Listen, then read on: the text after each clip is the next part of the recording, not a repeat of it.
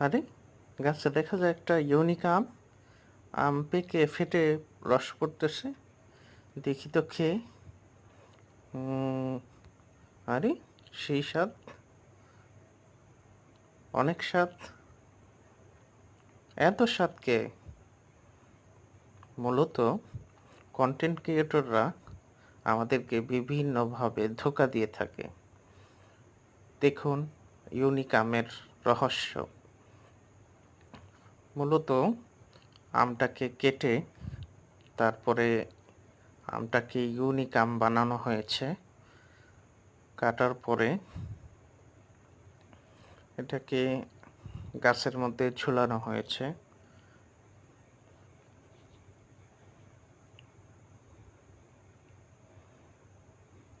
যেই গাছের মধ্যে আমই ধরেনি, সেই গাছে ইউনিক আম আসবে কোথা থেকে?